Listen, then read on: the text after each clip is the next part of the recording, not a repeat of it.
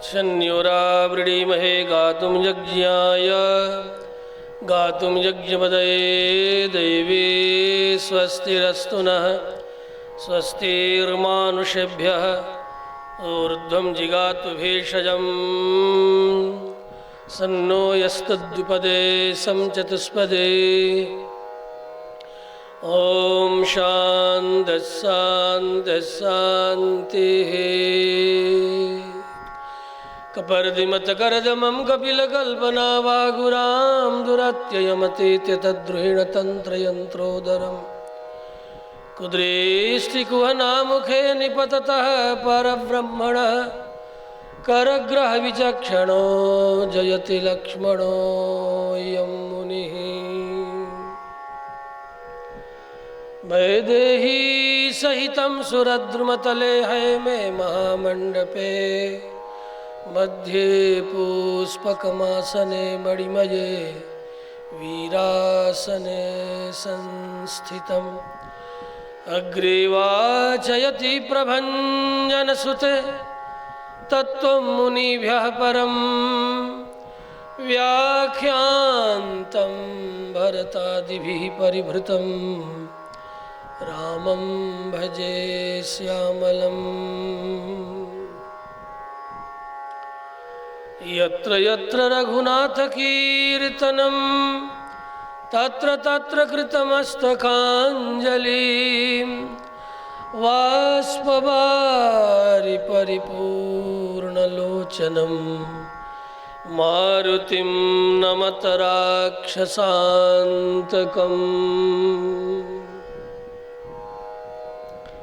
वाल्मीकिर्गिरिसम्भूता रामसागरगामिनी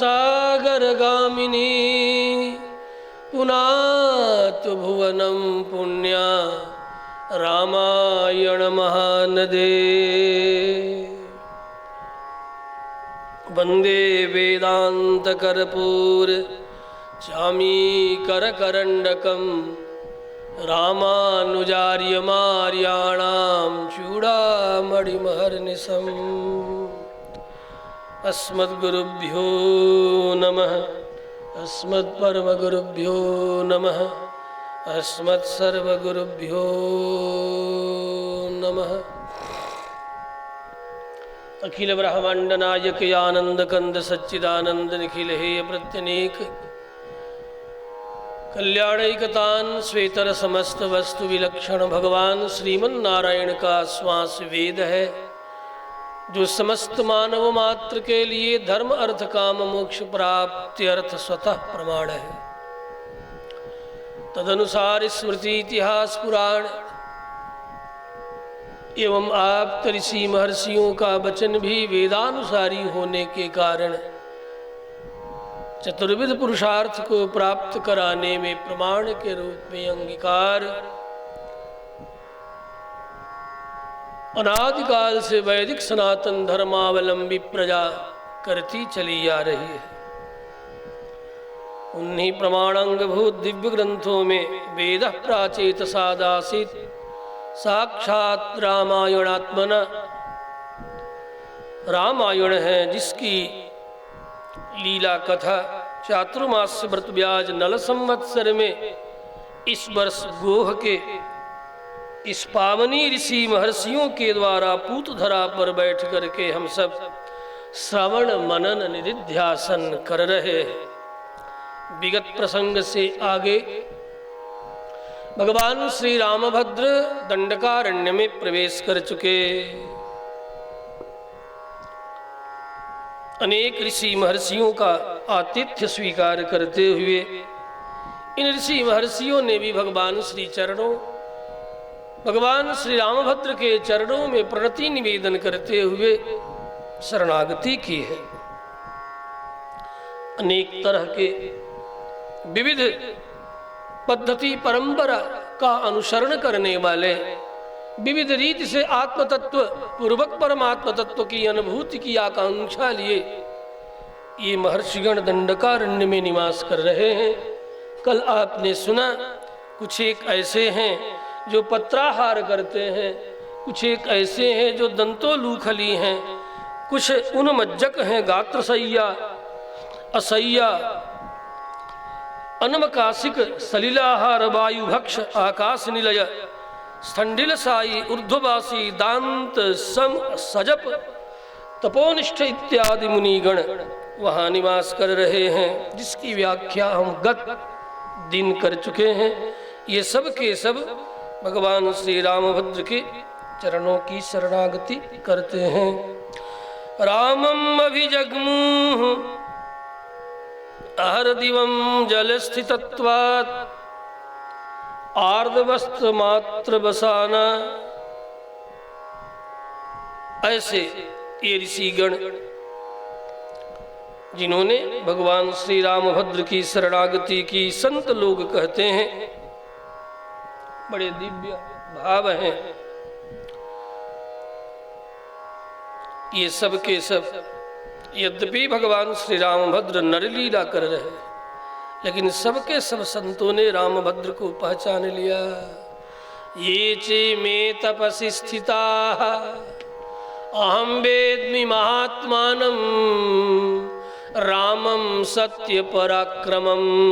जिस तरह महर्षि वशिष्ठ ने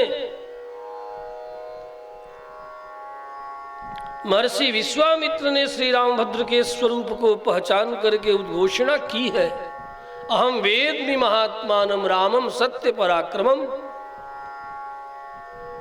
वशिष्ठोपि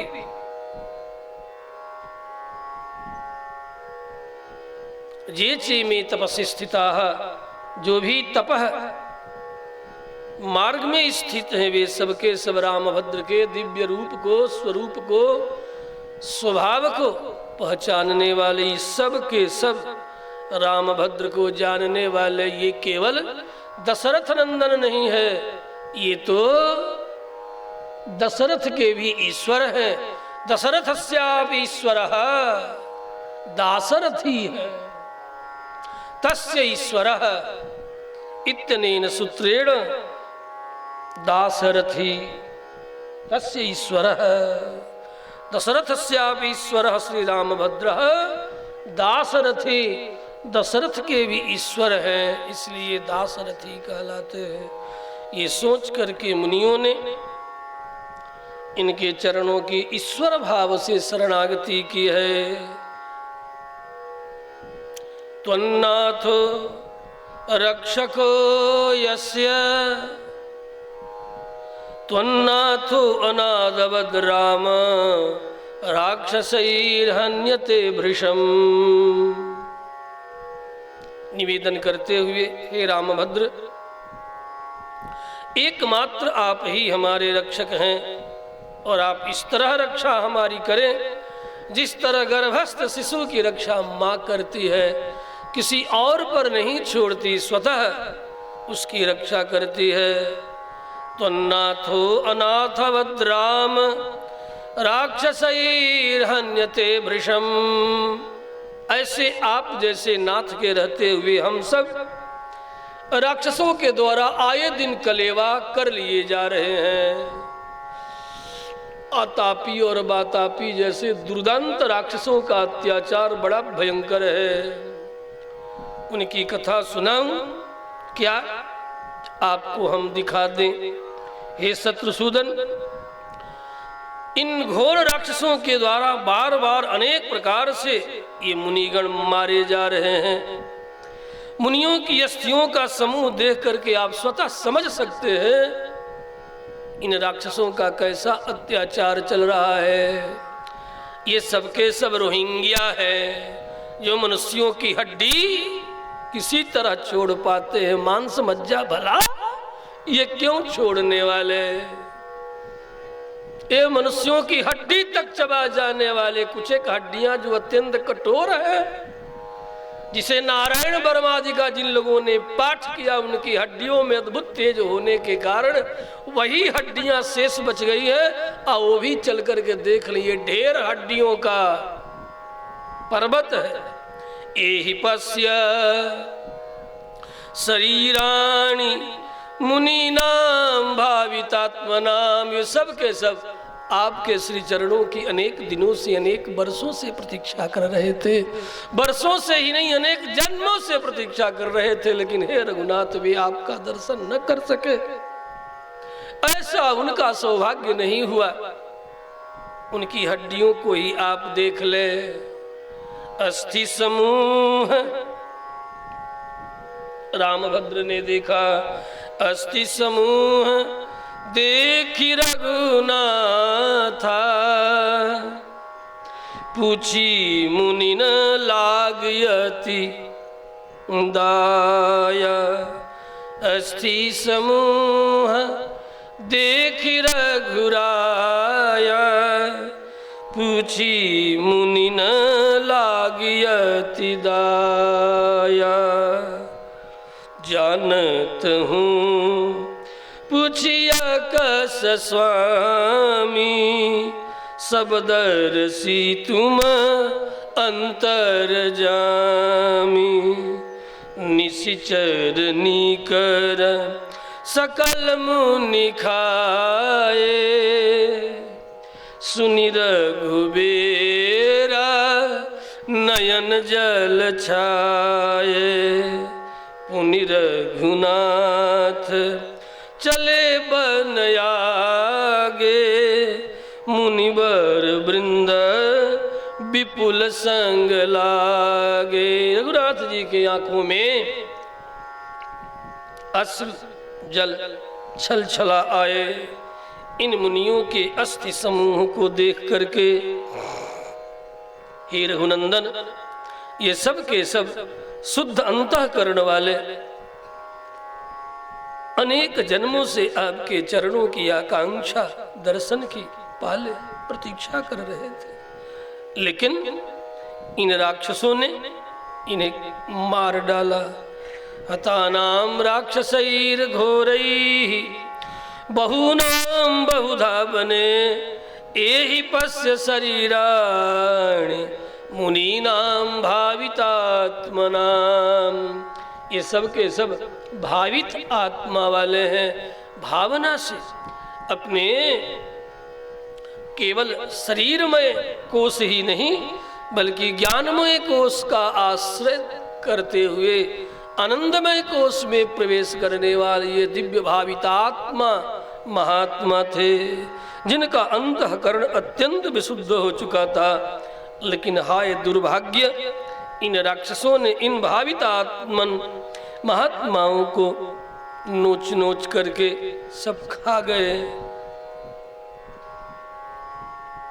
ऐसा सुन करके रघुनाथ जी अत्यंत दुखी हैं। अतः राक्षसों के मारने की प्रतिज्ञा रामभद्र ने कर ली। कल कहा था अंततः निश्चर ही न करऊं मही, भुज उठाई प्रण किन्न, सकल मुनिन के आश्रम ने जाई जाई सुख दिन। सकल मुनिन के आश्रम ने जाई जाई सुख देन। जिन जिन आश्रमों के मुनिगणों को इन राक्षसों ने पकड़ करके जंगलों में लकड़ियां चुनते हुए, पत्र मूल फूल चयन करते हुए देखा और पकड़ लिया और पकड़ करके चबा गए थे, उन आश्रमों में रामभद्र विशेष रूप से गए और जा जा करके सबको आश्वासन दिया कि हे मुनियों, अब आप सबको चिंतित होने की जरूरत नहीं। मैं प्रतिज्ञा करता हूं, अहम दाशरथी राम, मैं दशरथ पुत्र राम नहीं, दशरथस्यापि ईश्वरः रामः, मैं ऐसा राम हूं। और आपके सामने प्रतिज्ञा करता हूं, इन राक्षसों को मैं छोड़ूंगा नहीं। भुज उठाई प्रण किन्न, भुजा उठा करके प्रण करते हैं। अतः आप सब निश्चिंत हो जाएं। सबको ढाढ़स बधाया, सांत्वना दी। निश्चर निकर सकल मुनि खाए। हे रघुनंदन, आपने तो अपनी आंखों से देख लिया, अधिक क्या कहे। हम सब आपके दर्शन की लालसा से ही दंडकारण्य में निवास कर रहे थे। वे मुनिगण भी भगवान श्री रामभद्र की प्रतिज्ञा, राक्षसों की हड्डी हिल गई, गुप्तचर लगे हैं। चित्रकूट से ही वर्णन किया था कल ही, चित्रकूट से ही गुप्तचर लग गए हैं राक्षसों के। लंकेश के गुप्तचर सर्वत्र छा गए हैं भारतवर्ष में। सूचना फैल रही है, रघुनंदन ने प्रतिज्ञा कर ली राक्षसों के नाश का। अतः सबको आश्वासन दे रहे हैं। ये बात लंकेश तक पहुंच गई। राक्षसों के राजा लंकाधिपति लंकेश तक ये बात पहुंच गई। रामभद्र वहां से आगे बढ़ते हैं। पुनि रघुनाथ चले बन आगे, मुनिवर वृंद विपुल संग लागे। कुछ मुनिवर उनके पीछे पीछे भी हो लिए। पहुंच गए श्री सुतीक्ष्ण जी के दिव्य आश्रम की ओर, जो मन क्रम बचन राम पद सेवक, सपने हुआ न भरोसन देवक। मन क्रम बचन राम पद सेवक, सपने हुआ न भरोसन देवक। अन्य देवतांतर मंत्रांतर साधनांतर की कोई भरोसा नहीं, केवल और केवल भगवान श्रीमन नारायण के चरण ही मेरे उपाय हैं। नारायण के चरण ही मेरे उपेय हैं। उपायो उपेय रूप भगवान नारायण को स्वीकार करके जो नित्य निरंतर जमनियम आसन प्राणायाम प्रत्याहार ध्यान धारणा समाधि का अभ्यास निरंतर अपने आश्रम में करते रहते। उधर गुरुदेव अगस्त्य ने भी उन्हें एक बार ऐसा कुछ किया। सुतीक्ष्ण ने, अगस्त्य ने कहा खबरदार निकल जा मेरे आश्रम से। तो गुरुदेव के द्वारा भी सुतीक्ष्ण बहिष्कृत है, इसलिए बड़े विकल है कि अब तो तब जाऊंगा गुरुदेव के चरणों में प्रणाम करने जब साक्षात नारायण को पालूंगा, उन्हीं को लेकर के जाऊंगा। एक दिन अगस्त्य कहीं बाहर गए तो सुतीक्ष्ण के जिम्मे दे दिया कि लो ये सालग्राम भगवान की आराधना करना, तब तक मैं लौट करके लोकांतर से आ रहा हूं। बहुत पुरानी बात है। उत्तर देश में आए हुए थे, विंध्यादि पर्वत गण भी, उन सबकी भी सभा हो रही थी। साहब हिमालय में जमघट था, सब लोग हिमालय में आए हुए थे, तब की बात है, बहुत पुरानी बात है। भगवान शिव की शादी कराने के लिए सारे देवता विकल थे। मना भी लिया और मना करके देवी पार्वती के साथ उनके विवाह का सारा प्रसंग चल रहा था। अगस्त भी इस विवाह प्रसंग में आए हुए थे। बड़े बड़े पर्वतों के देवता आए थे, नदियों के देवता आए थे, सरों के देवता आए थे, वनों के देवता आए थे। किन्हें किन्हें कहूँ साहब, और स्वर्ग आदि के देवताओं की तो भरमार थे। विमान ही विमान उतरे, चारों तरफ हिमालय में स्वर्गिक देवताओं के विमान उतर चुके थे। उसी में अगस्त्य भी आए थे। उसी समय कुछ एक देवताओं ने कहा है अगस्त्य भगवान देखिए बड़ा बैलेंस बिगड़ रहा है, सब लोग यही चले आए, इसलिए आप कैसा करो कि आप जो है जल्दी लौट जाओ। जल्दी लौटो, नहीं तो हिमालय का बैलेंस बिगड़ जाएगा, संतुलन बिगड़ जाएगा। अगस्त्य ने कहा कि आए थे शादी देखने और बैलेंस बुलाने मुझे ही जाना पड़ेगा। कहा और क्या, ठीक है जब ऐसी बात है तो ऋषि अगस्त्य संतुलन बनाने के लिए पुनः विवाह देखने से पहले ही निकल पड़े।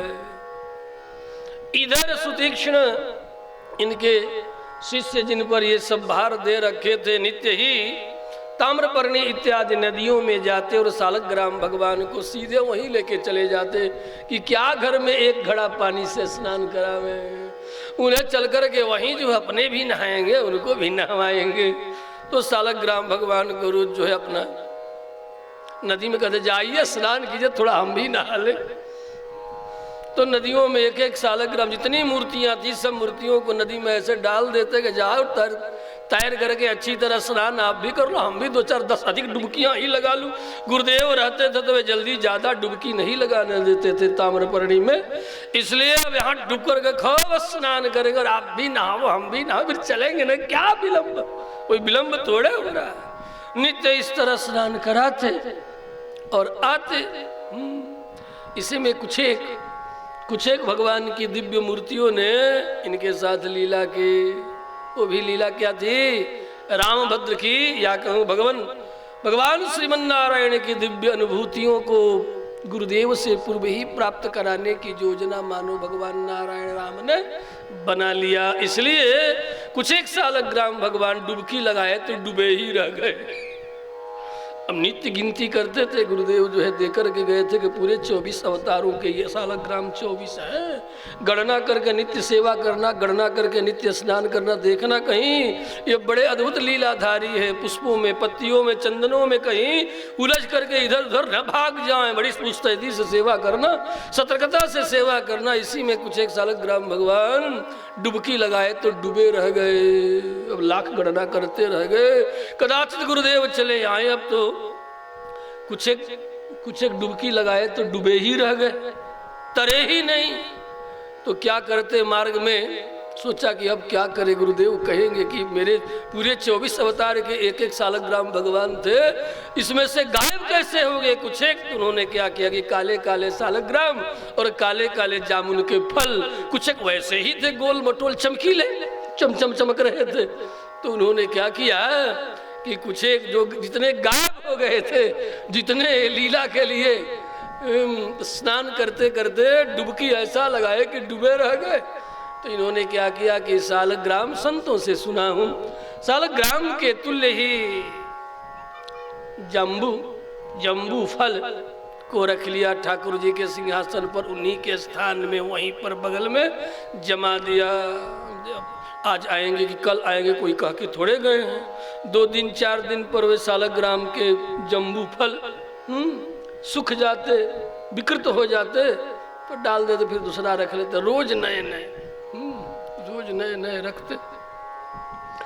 मुनिवर अगस्त लौट करके आए, सुतीक्ष्ण के कहा क्यों वत्स, ठाकुर जी की सेवा में कोई व्यवधान तो नहीं हुआ? कि नहीं गुरुदेव, आप जैसा करते तो उससे भी अधिक लाड़ लड़ा करके अत्यंत अति प्यार से उनकी मैंने आराधना की। तनिक भी कमी नहीं की। भले आप तो आश्रम में ही घड़ घड़े के पानी से स्नान कराते, हम तो सबको लेकर के चले जाते थे नदी में, अपने भी छपकते और उन्हें भी स्नान कर, सब छपक करके स्नान करते। उन्हीं के साथ तैराकी भी गुरुदेव मैंने सीख लिया है। अच्छा, तब तो तू बहुत चतुर हो गया है। हाँ गुरुदेव, कहा जरा मुझे भी दिखाओ तो सही। कहा चले तो।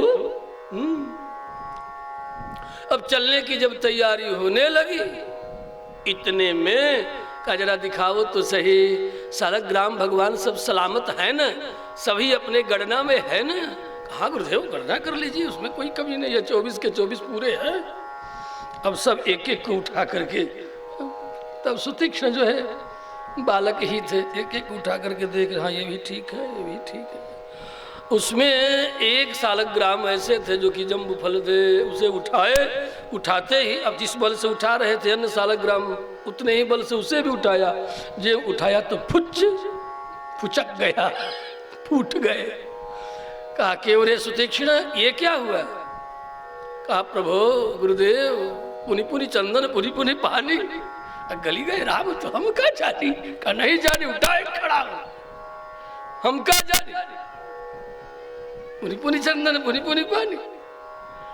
अब दे धनादन चरणों में साष्टांग किए और पूरे पीठ पर, सिर पर चारों तरफ खड़ाऊ के दाग निकल आए। खबरदार भाग जा मेरे आश्रम छोड़ करके, जब लेकर के आओगे ठाकुर जी को तभी आना। गुरुदेव के चरणों में प्रणाम किया, रोते हुए वहां से प्रस्थान किया। लेकिन बहुत दूर थोड़े गए, ऋषिवर अगस्त के आश्रम से कुछ एक दूर ही उन्हीं के मार्ग में अपने जंगलों में इसी भावना से कि अब तो साक्षात परब्रह्म पुरुषोत्तम को प्राप्त करके और उन्हीं का हाथ पकड़ करके ले जाऊंगा, तभी गुरुदेव के आश्रम में जाऊंगा। उसी सुतीक्ष्ण के आश्रम में सबसे पहले, गुरुदेव से भी पहले सुतीक्ष्ण के आश्रम में श्री रामभद्र का आगमन होता है। नित्य ही कामना करते थे, काश कहीं ऐसा न हो कि साक्षात पूर्ण ब्रह्म परमात्मा रामावतार धारण किए हैं, उनका आना तो निश्चित है दंडकारण्य में, कहीं ऐसा न हो कि हमें मिलने से पहले गुरुदेव के ही आश्रम में पहुंच जाएंगे। ऐसा नहीं होने दूंगा, मार्ग में ही घेर लूंगा, जाने नहीं दूंगा। नित्य ही कामना करते, भावपूर्ण हृदय से, पूरी हृदय से शरणागति है। इसीलिए मानसकार ने निवेदन कर दिया, वर्णन कर दिया, मन क्रम बचन, मन क्रम बचन कर्णत्रय से, मन क्रम बचन राम पद सेवक, सपने हुआन भरोसन देवक, सपने हुआन भरोसन देवक। स्वप्न में भी किसी अन्य देवता पर भरोसा नहीं है। सुतीक्ष्ण जी की केवल और केवल दिन रात उन्हीं का स्मरण करते, उन्हीं का भजन करते, उन्हीं का नाम स्मरण करते, उन्हीं के मंत्र का जप करते, नित्य गुरुदेव का ध्यान करके कि काश वो दिन कब आएगा जब ठाकुर जी को लेकर के गुरुदेव के चरणों का दर्शन, साष्टांग प्रणति निवेदन करूंगा। आज श्री रामभद्र का आगमन जनक नंदिनी जानकी लखन के साथ पधारते हैं। श्री रामभद्र ने देखा कि सुतीक्ष्ण ध्यान मग्न है। ध्यान मग्न सुतीक्ष्ण को देख करके बार बार पुलकावली हो रही है, रोमांचित हो रहे हैं। हृदय में श्री रामभद्र के दिव्य स्वरूप का दर्शन प्राप्त हो रहा है, बार बार पुलकावली, रोमांच हो रहा है। आनंद के परमाणु छिटक रहे हैं चतुर्दिक, चारों ओर, मुखमंडल से लेकर के प्रत्येक अंग प्रत्यंग से दिव्य आनंद के निर्झरणी मानो झरझर झर कर झर रही है। इनके दिव्य दर्शन को, सुतीक्ष्ण के दिव्य ध्यान मग्न स्वरूप का, रूप का दर्शन करके रामभद्र भी कुछ देर तक सुतीक्ष्ण के इस रूप का दर्शन करते रहे, देखते रहे। उसके बाद रामभद्र ने ही धीरे से कहा, बड़े ही मधुर स्वर में, पूर्वभाषी है रामभद्र, इसलिए राम जी का एक नाम है पूर्वभाषिणे नमः। शत्रु से भी पहले बोलने का अभ्यास है।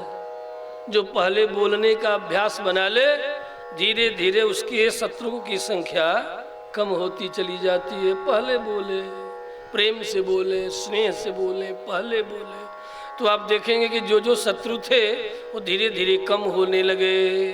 पूर्वभाषिणी नमः, ऐसे पूर्वभाषी भगवान श्री रामभद्र ने कहा, हे भगवन, भगवन कहते हैं, हे भगवन। क्यों? इसलिए कि आज हृदय में साक्षात भगवान नारायण का ध्यान में धारण किए हुए हैं। हे भगवन, नारायण ही तो राम है, इसलिए राम नारायण कहे जाते हैं। रामश्चासौ नारायण, राम नारायण एकाधिकरण इन दोनों के साथ है। भिन्न प्रवृत्ति निमित्तक शब्दानाम एकस्मिन् अर्थे वृत्ति ही समानाधिकरण्यम, दोनों का समानाधिकरण्य है, एकाधिकरण है। यश्च रामः तदेव नारायण, जो राम है वही नारायण है। राम और नारायण में कोई भिन्नता नहीं है। इसीलिए राम नारायण, सूर्य नारायण इत्यादि शब्दों का जगत में प्रयोग होता है। यश्च सूर्य तदेव नारायण, सूर्य जो आकाश मंडल में चमक रहे हैं, इनके भी अंतर्यामी भगवान नारायण होने के कारण ये भी सूर्य नारायण कहलाते हैं। इसीलिए भगवान संबोधन श्री रामभद्र कर रहे हैं, क्योंकि इन्होंने अपने हृदय में अंतर्यामी नारायण को धारण किए हुए हैं। ध्यान धारणा के द्वारा उन्हें धारण करके रखे हुए हैं। इसलिए रामभद्र ने कहा, हे भगवन, हे सकल ऐश्वर्य संपन्न, भगवान को अपने हृदय में धारण करने वाले, अतः हे भगवान मैं यहाँ आपका दर्शन करने के लिए आया हूँ। मेरा नाम राम है, मेरा नाम राम है। रामोऽहमस्मि भगवन् भगवन्तं द्रष्टुमागतः। रामोऽहमस्मि भगवन् भवन्तं द्रष्टुमागतः। स्वागतं ते रघुश्रेष्ठ राम सत्यव्रतांबर। मैं राम हूँ हे भगवान, आपका दर्शन करने के लिए यहाँ तक मैं पग पग चल करके आया हूँ। इतना कह अपने दिव्य रूप को जो हृदय देश में प्रकट हो, चित्त के समाधान में सुतीक्ष्ण को जिस रूप का दर्शन प्राप्त हो रहा है, हृदय देश में हृदय से अर्जुन तिष्ठते, जो हृदय देश में अंतर्यामी होकर के निवास करते हैं, उस अंतर्यामी परमात्मा श्री रामभद्र का दर्शन कर रहे थे सुतीक्ष्ण जी। तत्पश्चात अपने उस दिव्य मंगल में अंतर्यामी स्वरूप को तिरोधान कर देते हैं, अंतर धान कर देते हैं। अंतर्धान करते ही जैसे फणी मणि के बिना व्याकुल हो जाता, उसी तरह सुतीक्ष्ण की आंखें समाधि ध्यान खुल गया। खुलते ही देखते हैं आंखों के सामने प्रत्यक्ष जो अंतर्यामी मेरे हृदय में दिखाई पड़ रहे थे, दर्शन दे रहे थे, वही मेरी चर्म चक्षु के द्वारा भी दिखाई दे रहे हैं, दर्शन दे रहे हैं। आनंद में भर गए। दर्शन जन्य आनंद से बार बार रोमावली पुलकावली बार बार हो रही है। पुनः सुतीक्ष्ण ने ठाकुर जी को अपनी भुजाओं से पकड़ लिया और छाती से लगा लिया। कहा छाती से पकड़ करके, हे राघव आपका स्वागत है। आपके पधारने से आश्रम सनाथ हो गया। मेरे जन्म जन्म के संस्कार शुभ मानो मूर्तिमान हो गए। आपकी कृपा भी आपके रूप में मेरी आंखों के सामने मूर्तिमंत हो दर्शन दे रही है। मैं बहुत दिनों से आपकी प्रतीक्षा कर रहा था।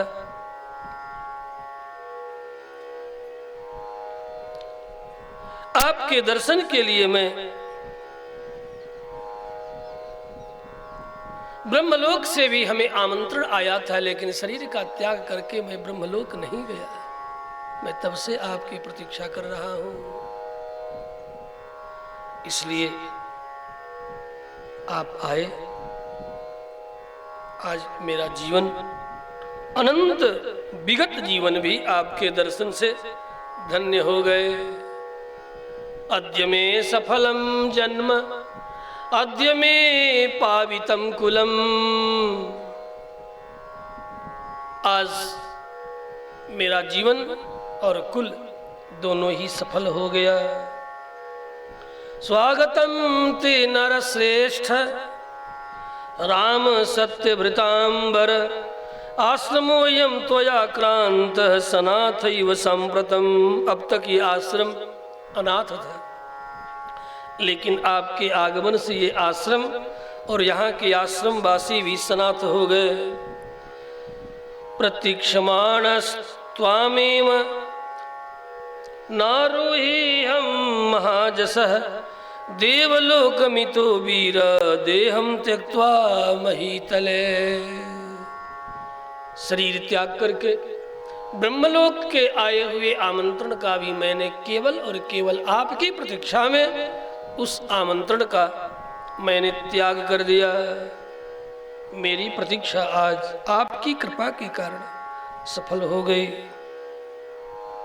हे रामभद्र, यह आश्रम हर प्रकार से आपके लिए अनुकूल है। इसलिए आप यहाँ निवास करें और इन मुनिजनों को नित्य सनात बना करके इन्हें दर्शन देते रहें। श्री रामभद्र सायंकालीन संध्या वंदनादि सुतीक्ष्ण के आश्रम में ही करते हैं।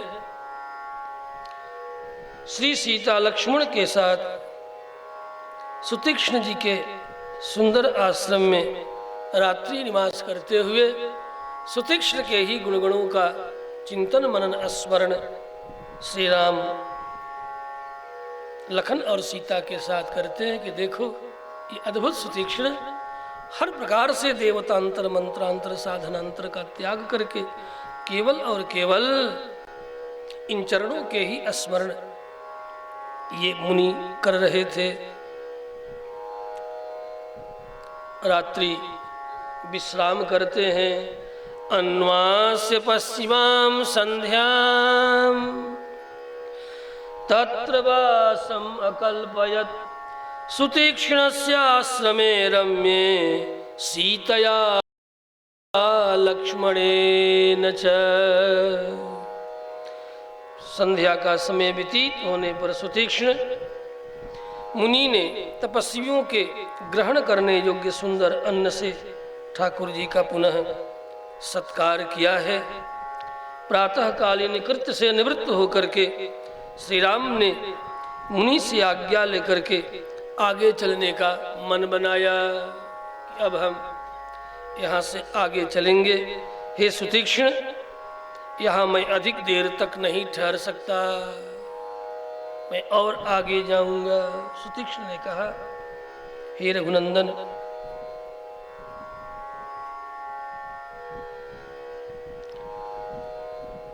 भले आप कहीं जाएं, अन्यत्र किसी भी आश्रम की ओर जाएं। हे सुमित्रा कुमार, आप भी, लेकिन अंत में सभी आश्रमों का दर्शन करके इसी आश्रम में चले आएंगे। आप यहीं आप निवास करेंगे, दिन भर कहीं भ्रमण करें, संध्या काल आप यहीं चले आएंगे, यहीं प्रवास निवास करेंगे। गम्यतां वत्स सौमित्रे भगवान अपि च गच्छतु। इस तरह श्री रामभद्र और लखन लाल से सुतीक्ष्ण ने ऐसा निवेदन किया। तो कुछ एक दिन प्रवास निवास करते, आसपास के आश्रमों में जाते, पुनः लौट करके चले आते। आगंतव्यम च ते दृष्ट्वा पुनरेवाश्रमं प्रति। क्योंकि भला सुतीक्ष्ण का निवेदन कैसे ठुकरा सकते हैं। संतों को सुख प्रदान करने के लिए ही तो श्री रामभद्र दंडकारण्य की ओर प्रस्थान किए हैं। अस्तु, एक दिन श्री रामभद्र ने कहा कि अब यहाँ के आसपास के तमाम आश्रमों में निवास करने वाले ऋषि मुनियों का दर्शन हो चुका, अब मैं यहाँ से आगे की ओर निकलना चाहता हूँ। सुतीक्ष्ण ने कहा, प्रभु यदि आपको आगे ही चलना है तो मैं आपको बहुत दूर नहीं, निकट ही हमारे गुरुदेव का भी आश्रम है। यदि आप आज्ञा दें तो मैं आपको कहीं इधर उधर आप भटक न जाएं, इसलिए मैं आपको मार्ग दिखाता हुआ आपको वहां तक लेकर के चलूंगा।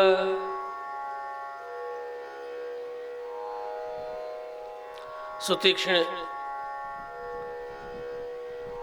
यही विचार करके और आगे आगे निकल जाते। श्री राम लखन सीता पीछे पीछे चलते। इधर सुतीक्ष्ण के आश्रम से प्रस्थान करने के बाद कुछ दूर चल करके एक सुंदर स्थान पर कुछ देर के लिए बैठते हैं राम लखन सीता, और यहाँ बैठ करके भी सुतीक्ष्ण की ही चर्चा करते हैं कि देखो ये सुतीक्ष्ण कितना कोमल भक्त है, निर्भर भक्त है, अद्भुत भक्त है। आपस में बात करने लगते हैं। पुनः आपस में बात करते हुए जानकी ने कहा कि हे आर्यपुत्र, संसार में प्रायः करके कामनाओं से प्रेरित होकर के 3 दोष अवश्य ही उत्पन्न होते हैं। पहला, अनेक प्रकार की कामना की प्रेरणा से व्यक्ति प्रेरित होकर के किसी काम में प्रवृत्त होगा। कामना की प्रबलता के कारण 3 दोष अवश्य उत्पन्न होंगे, प्रायः होते हैं। पहला, मिथ्या भाषण। दूसरा, परदाराभिमर्शन। और तीसरा, दूसरों के प्रति अकारण क्रूरतापूर्ण व्यवहार, अपने कामना की सिद्धि के लिए, अपनी आकांक्षा की पूर्ति के लिए। मिथ्या भाषण, परदाराभिमर्शन और क्रूरतापूर्ण व्यवहार। निश्चय ही इसमें पहला दोष असत्य भाषण न आप में कभी था, न है, न भविष्य में होगा। मिथ्या वाक्यम न ते भूतम न भविष्यति राघव, ये तो संभव ही नहीं। दूसरा दोष परदाराभिमर्शन। निश्चय ही ये दोष भी आप में न था, न है, न होगा। परस्त्री की ओर आप कभी आंख उठा करके भोग्य भावना से नहीं देखते, ये दोष भी आप में नहीं हो सकता। परंतु ये जो तीसरा दोष है, दूसरे प्राणियों की हिंसा रूप जो भयानक दोष आप में आ गया, ये क्यों आ गया? वह इस समय आप में अवश्य ही विद्यमान है। आपने अभी कुछ दिन पूर्व दंडकारण्य निवासियों मुनियों की रक्षा के लिए राक्षस वध की प्रतिज्ञा की है। ये क्रूरतापूर्ण हिंसा, ये दोष आप में कहां से आ गया, क्यों आ गया? आपने जो ये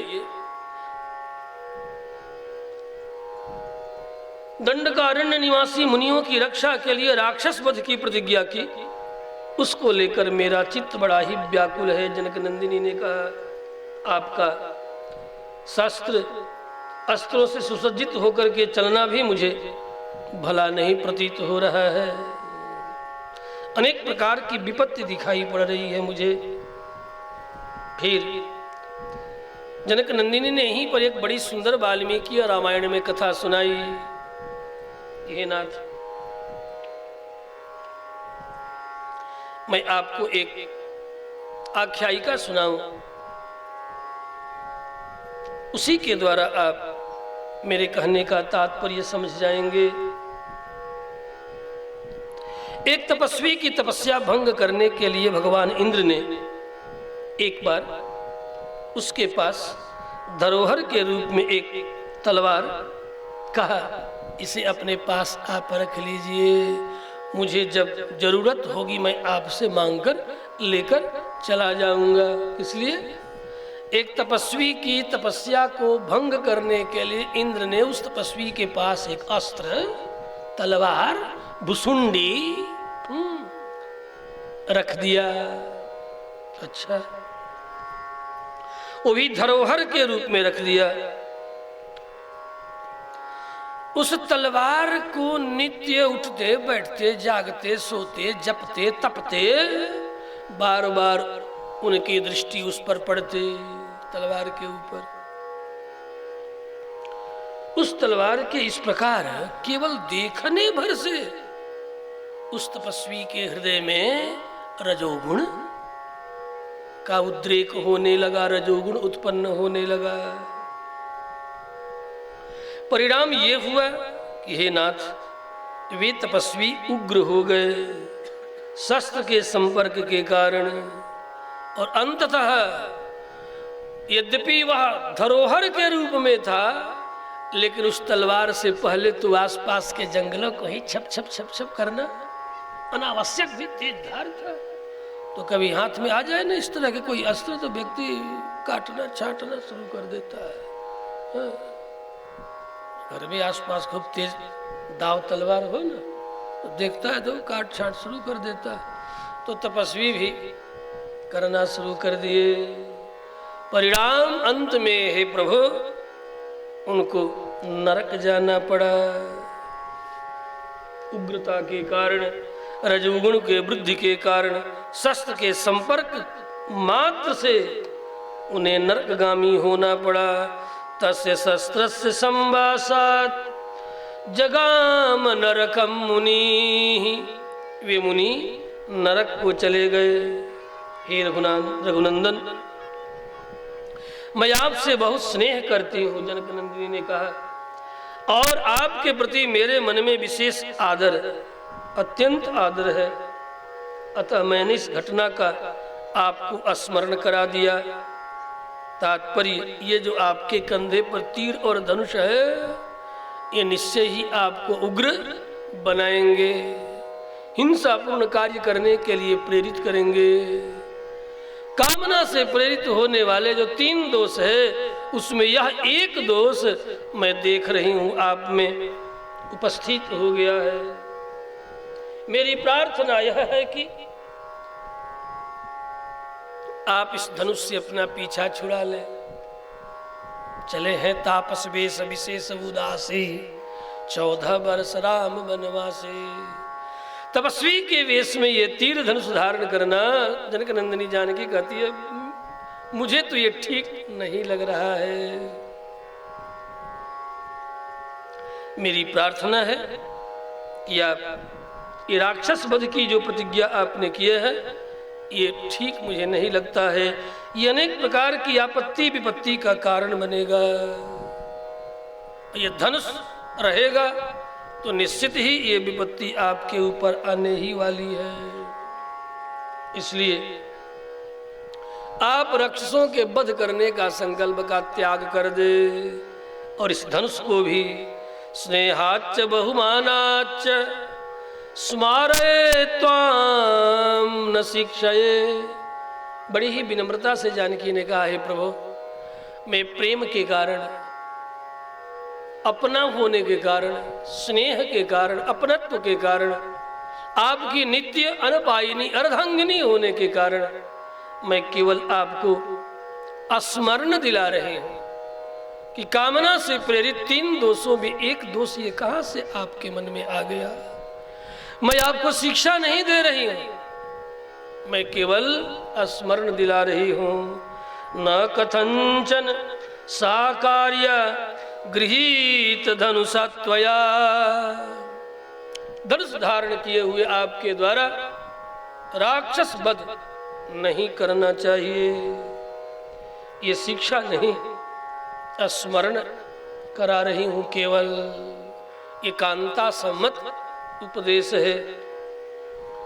तब श्री रामभद्र ने कहा, हे देवी, इन क्रूर कर्मा राक्षसों के कारण ये तुम नहीं देखती हो, कंदमूल फल खाने वाले इन राक्षसों को खा इन मुनियों को खा करके इन राक्षसों का बल कितना बढ़ता चला जा रहा है, कितनी ये मोटे ताजे होते चले जा रहे, कितना इनका नृशंस अत्याचार अनाचार पापाचार चारों तरफ दंडकारण्य में किस तरह बढ़ता चला जा रहा है, ये आपको नहीं दिखाई पड़ रहा है।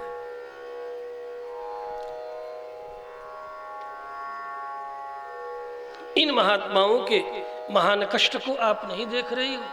ये भयानक राक्षस इन्हें मार मार करके खाते चले जा रहे हैं। उनकी प्रार्थना पर मैंने उनकी रक्षा की प्रतिज्ञा की है, क्योंकि प्रार्थना करने वाले भक्तों का मैं त्याग नहीं कर सकता।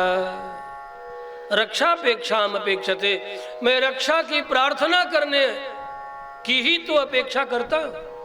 और जब कोई भक्त, कोई शरणागत मुझसे रक्षा की प्रार्थना करता है तो चाहे मैं जिस वेश परिवेश में रहूं, उस भक्त शरणागत की अवश्य मैं रक्षा करता हूं, करूंगा। जिन मुनियों ने कभी बरसों बरसों से अन्न नहीं खाया, फल नहीं खाया, दुग्ध नहीं पिया, वाताहार करने वाले, जल पीने वाले, ऐसे मुनिजनों के भी मांस को खा खा करके हड्डियों की ढेर लगाने वाले ये राक्षस, उनके प्रति आप कह रही हो कि मैं दया दिखाऊं? उन्हें मारना ही धर्म है।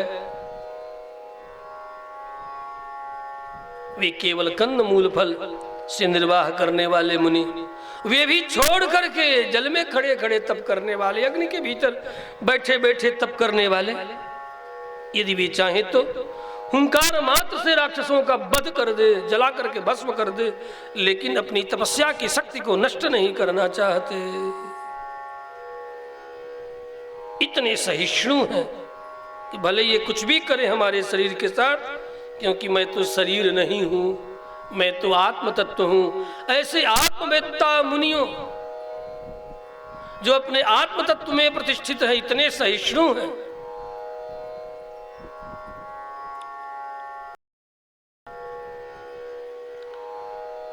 ऐसे मुनियों को खाने वाले इन राक्षसों को मारना धर्म है।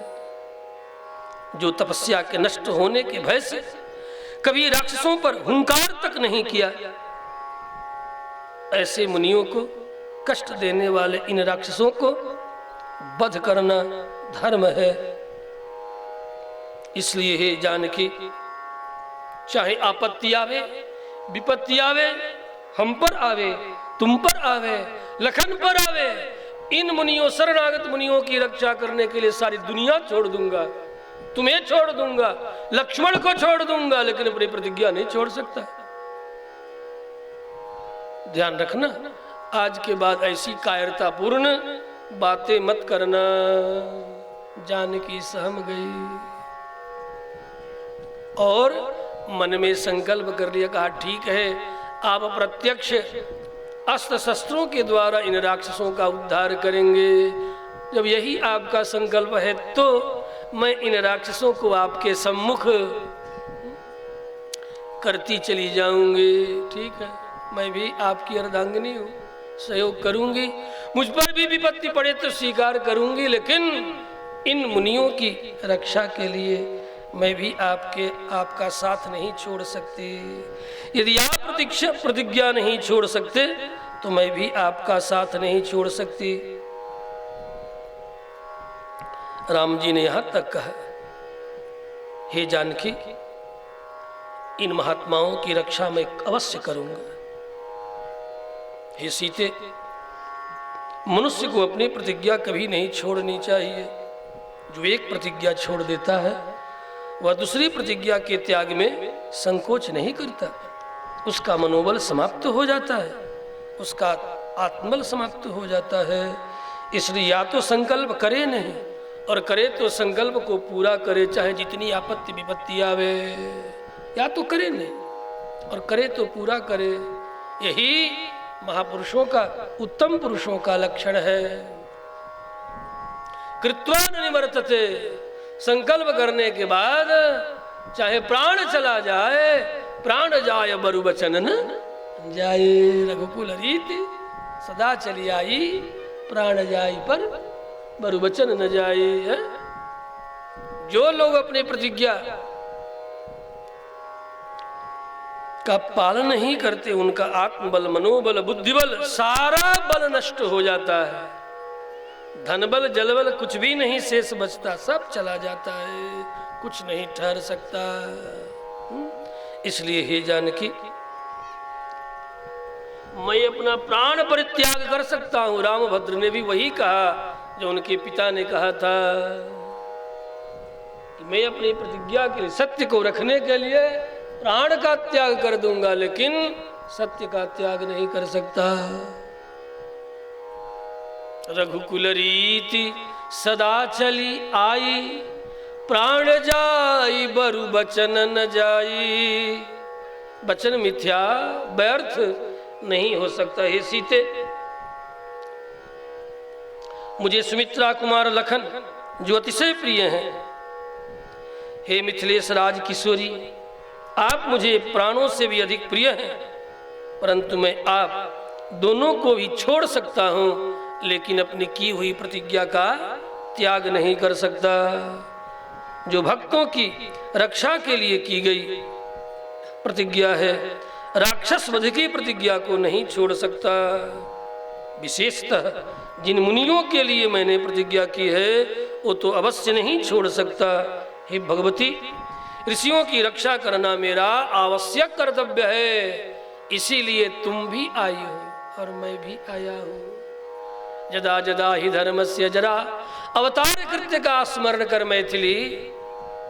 आप तो परम्बा जगदम्बा, आप क्यों अपने अवतार कृत्य का स्मरण नहीं कर रही हो?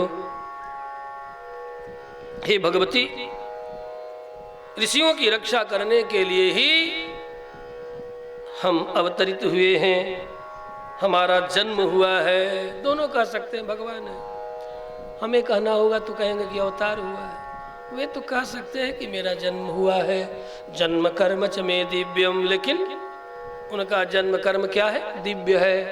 जन्म कर्म च में दिव्यम वे कहते भी हैं कृष्णावतार में। एवं यो वेति तत्वतः, जो तत्व से हमारे जन्म कर्म की दिव्यता को जानता भर है, इतने भर से त्यक्त्वा देहम पुनर्नयति, त्यक्त्या देहम पुनरय मामेति सर्जुन, त्यक्त्वा देहम पुनर्नयति, पुनर्नयति, शरीर का त्याग करके वे जगत में नहीं आते, मुझे ही प्राप्त करते हैं। मामेति सर्जुन, मुझे ही प्राप्त करते हैं। इसलिए जब जब धर्म की हानि होती मेरा अवतरण होता। परित्राणाय साधूनां, यही अवतार कृत्य है, अवतारी का कर्तव्य है। परित्राणाय साधूनां विनाशाय च दुष्कृतां धर्म संस्थापनार्थाय संभवामि जुगे जुगे। ये कौन सा धर्म है? इन तपस्वी मुनियों को पकड़ करके कलेवा कर जाना, ये अधर्म है जानकी भगवती। इसलिए मैं धर्म की रक्षा करने के लिए आया हूं। अप्यहम जीवितम जह्याम, मैं अपने प्राण का परित्याग कर दूंगा। राम जी ने कहा अप्यहम जीवितम जह्याम त्वाम वासीते स लक्ष्मणम न तु प्रतिज्ञां संसृत्य ब्राह्मणेभ्यो विशेषतः। मुनिजनों के लिए की गई प्रतिज्ञा का त्याग नहीं कर सकता। तदवश्यम मया कार्यम ऋषीणाम परिपालनम, अवश्य इन ऋषि महर्षियों का पालन करना, रक्षा करना हमारा धर्म है। पृष्ठतस्तु धनुष्पाणि लक्ष्मणो नु जगामः। श्री रामभद्र ने जानकी को इस तरह अच्छी तरह अवतार कृत्य के लिए समझा दिया, बता दिया, मना लिया और सहयोगी भी बना लिया कि आपको भी सहयोग करना होगा। श्री राम की दृढ़ता को देख करके जानकी प्रसन्न हो गई। देखना चाह रही थी कि प्रतिज्ञा मतलब यहाँ जानकी श्री रामभद्र की परीक्षा कर रही थी कि जरा देखूं तो सही कि इन्होंने जो प्रतिज्ञा की है करेंगे भी या नहीं, तो मैं भी कुछ संकल्प करूं।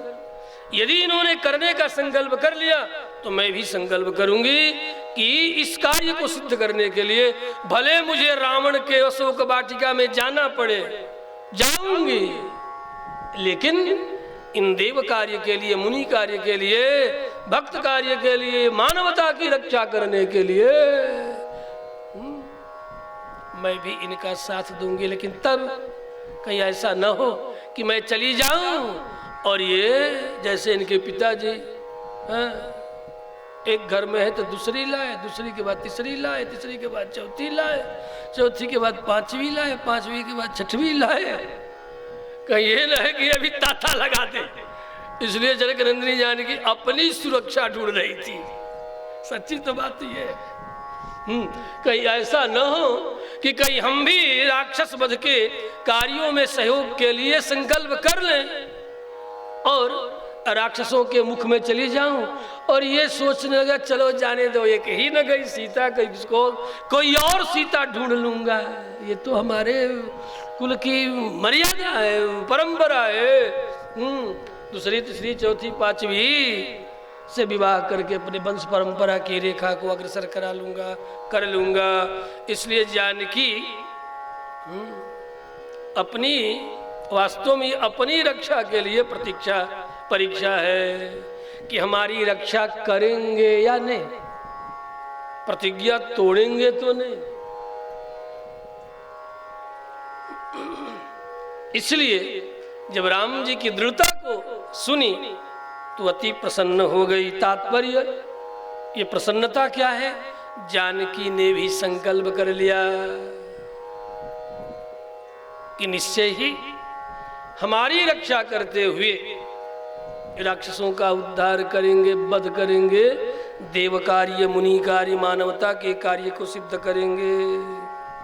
अतः पुनः यहाँ से उठ करके श्री रामभद्र पुनः आगे आगे चले, पीछे पीछे जानकी चली, उनके पीछे श्री लखनलाल हाथ में धनुष लिए चले जा रहे हैं।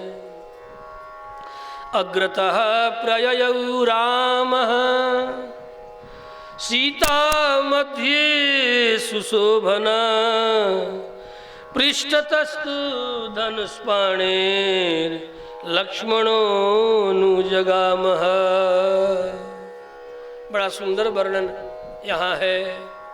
चित्रकूट से जब निकले हैं, अस्त प्रयाग से जब निकले हैं तो पीछे पीछे रामभद्र चल रहे थे, लेकिन आज आगे आगे जा रहे हैं। आगे राम लखन पुनि पाछे मुनिवर वेश बने अति काछे। आगे राम अनुज पुनि पाछे मुनिवर वेश बने अति काछे। मानसकार ने कहा उभय बीच श्री सोहत कैसी ब्रह्म जीव बिच माया जैसे। ब्रह्म जीव बिच माया जैसे। उभय बीच श्री सोहत कैसे, जैसे जीवात्मा और परमात्मा के मध्य में माया, उसी तरह आगे आगे ब्रह्म परमात्मा, पीछे पीछे जीवाचार्य लखनलाल अर्थात जीव के प्रतिनिधि रूप श्री लक्ष्मण, समस्त जीवों के प्रतिनिधि लखन हैं, और बीच में श्री अर्थात सीता। यही संसार की रीति है कि आगे आगे प्रत्येक कार्यों में श्री रामभद्र परब्रह्म परमात्मा सारी कार्यों को आगे आगे करते हैं। बीच में माया का पर्दा, तात्पर्य सारी कार्यों को वही परमात्मा सृष्टि पालन संहार सकल कार्य वही कर रहे हैं, केवल बीच में माया को रख देते हैं। तो हम जीव समझते हैं कि ये अपने आप हो रहा है। श्री के मध्य में होने, माया के मध्य में होने के कारण, क्योंकि मायनम तु महेश्वरम मायाम तु प्रकृतिम विद्यात्, माया को बीच में कर देते हैं। इसीलिए हम सब जीव माया में भूल जाते कि कर्ता कौन, कर्ता कौन।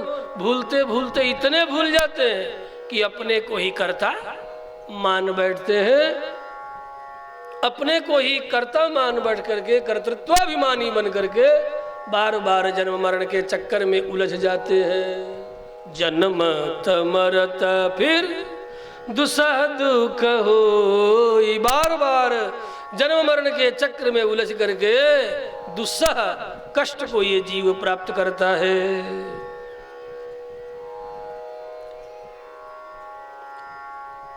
अनेक भावों से ओतप्रोत ये श्री रामभद्र का आगे आगे चलना,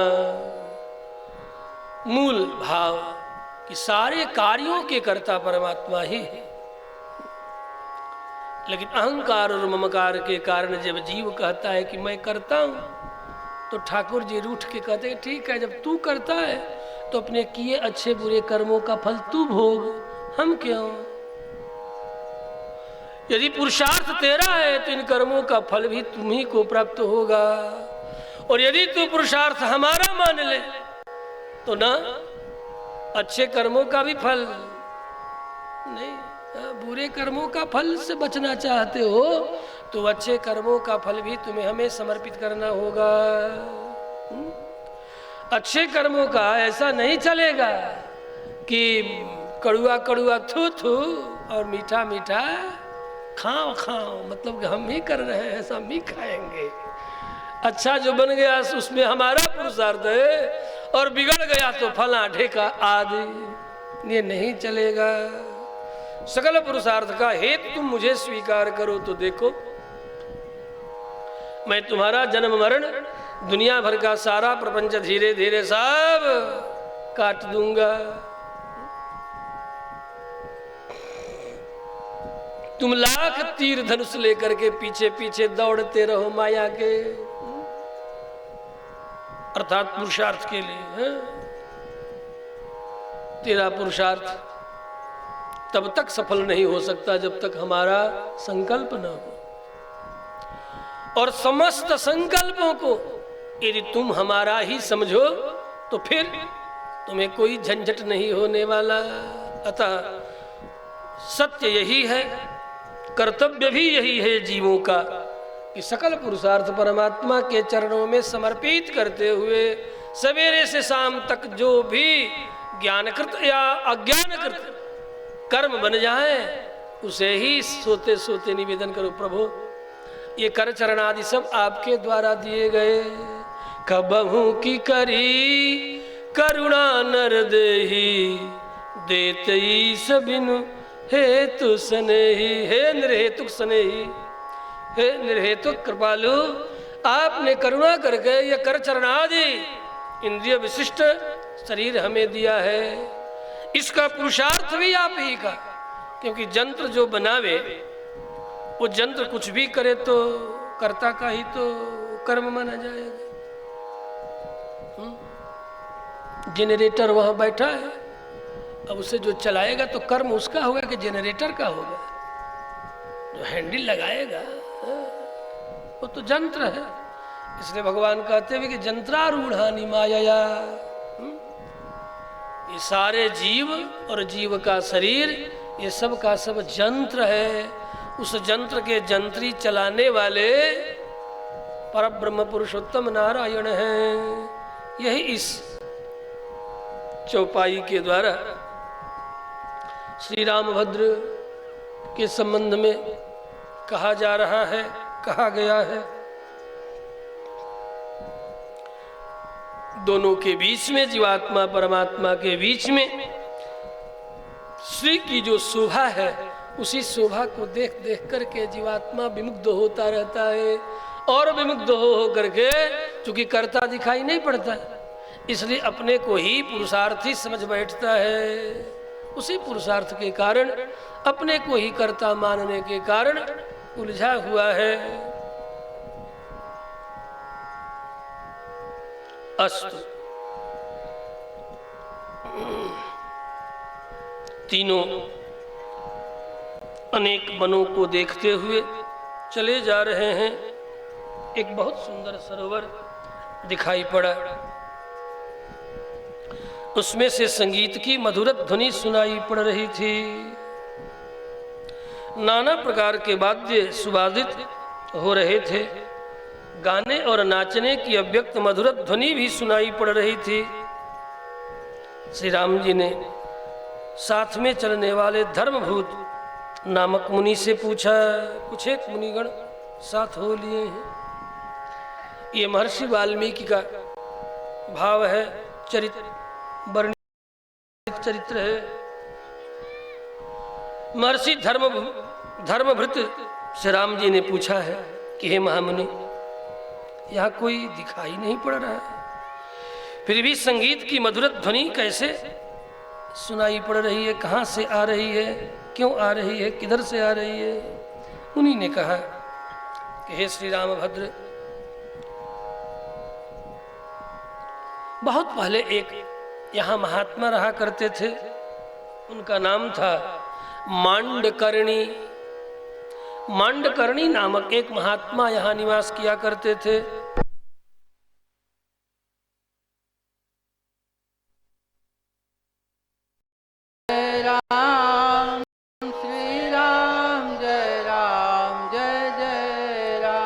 श्री राम जय राम जय राम, श्री राम जय राम जय जय राम, श्री राम जय जय राम, श्री राम जय जय राम।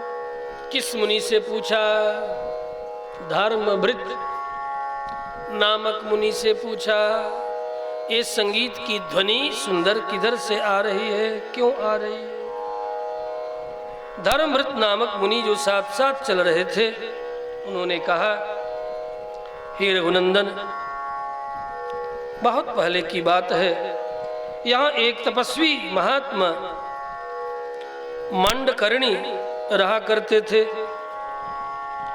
उनकी तपस्या से इंद्र तक घबरा गए।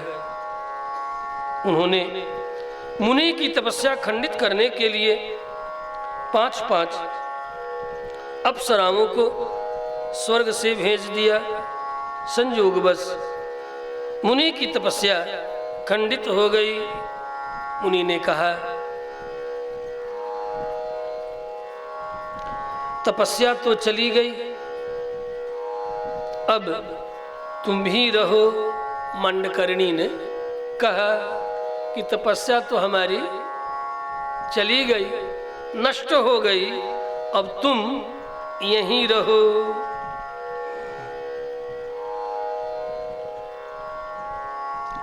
तपस्या के प्रभाव से मुनि ने युवावस्था को वर्ण कर ली। तपस्या के ही प्रभाव से उन्होंने जल स्तंभन करके इस सरोवर में सुंदर महल बनाया, जल को स्तंभित करके, ठहरा करके जल को स्तंभित कर दिया जल स्तंभन विधि से, और उसी के भीतर एक सुंदर महल का निर्माण किया। हे रघुनंदन, अब मुनि उन्हीं 5 अप्सराओं के साथ इसमें रहा करते थे ही नहीं, आज भी इसमें रहते हैं, लेकिन किसी और के चक्कर में किसी और को दर्शन नहीं देते। इसलिए हमने कहा रहा करते थे, अब वे किसी से मिलते जुलते नहीं, बस उन्हीं अप्सराओं का भजन गान मृदंग के थाप पर अप्सराएं नाचती हैं, आनंद मनाती हैं। आज भी वे मुनि इस जल के भीतर स्तंभित जल के भीतर दिव्य महल में निवास कर रहे हैं। उन अप्सराओं का नाचना गाना बजाना होता रहता है। इसीलिए इस सर को आज पंचाप्सर नाम से जाना जाता है। पंचाप्सर। अच्छा, अप्सरा क्यों कहलाती है? इसलिए कि इन्हें जल बड़ा प्रिय है। अपसु जलेसु सरती, जल में खूब नंग धड़ंग होकर के स्नान करती है, इसीलिए ये अप्सरा कहलाती है। अपसु सरती जले विहरती, जल में विहार करना इन्हें बड़ा जचता है, इसीलिए इनका नाम पड़ गया अप्सरा। उन्हीं अप्सराओं के रहने के घर, अप का अर्थ है जल, उनके रहने के कारण ही इस सर का नाम पड़ गया पंचाप्सर। इदं पंचाप्सरो नाम तटाकं सर्वकालिकं निर्मितं तपसा राम मुनिना मांडकर्णिना। इस प्रकार श्री राम जी अनेक महात्माओं के यहाँ गए, जगह जगह निवास किए।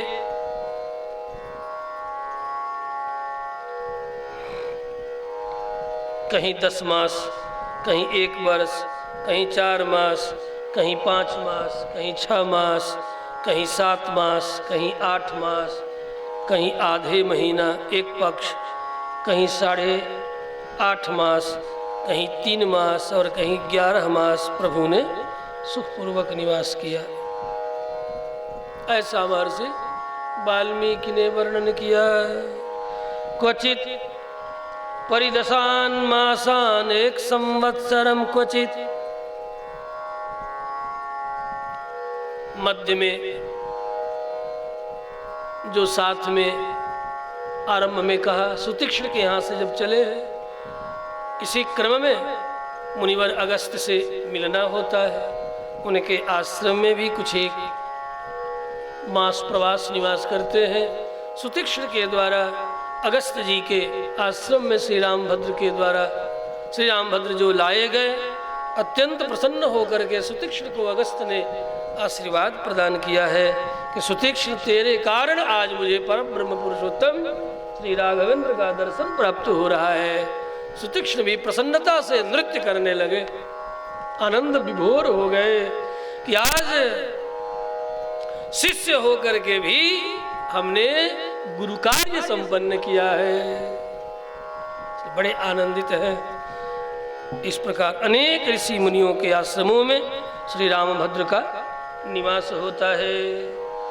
क्वचित परिदशान मासान, महर्षि वाल्मीकि ने वर्णन किया।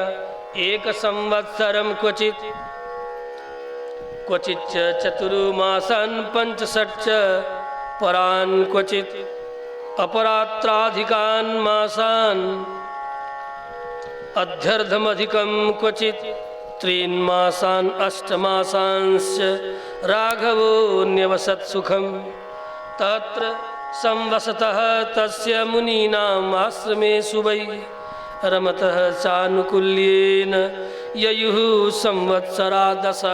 इस प्रकार मुनिजनों के आश्रमों में निवास करते, जहाँ तहाँ आतिथ्य स्वीकार करते हुए ययुः संवत्सरा 10 वर्ष व्यतीत हो गया।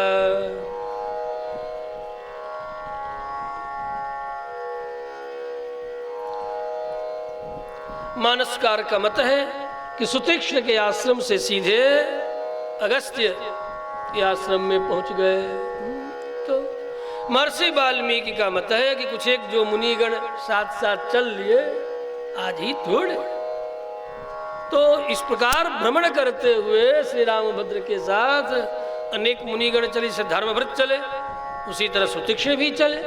तो अनेक संवत्सर व्यतीत होने के बाद अगस्त्य जी के आश्रम का दर्शन करके श्री रामभद्र वनवास के 10वें वर्ष में जा रहे हैं। तो कल्प भेद हरिचरित सुहाए, कल्प भेद से भगवान श्री रामभद्र का ये चरित्र है। कहीं आरंभ में ही सुतीक्ष्ण के पश्चात अगस्त्य से मिलना, और कहीं अनेक संवत्सर व्यतीत करते हैं साथ साथ, तब मुनिवर अगस्त्य का दर्शन प्राप्त करते हैं। प्रतस्थे अगस्त्यमुद्दिश्य सानुगः सह सीतया।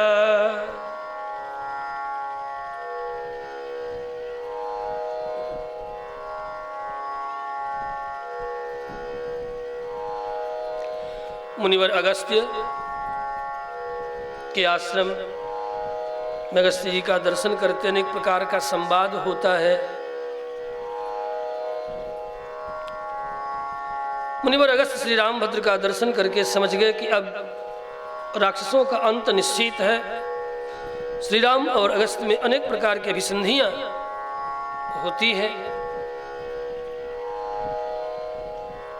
प्रतस्थे अगस्त्यमुद्दिश्य सानुगः सह सीतया।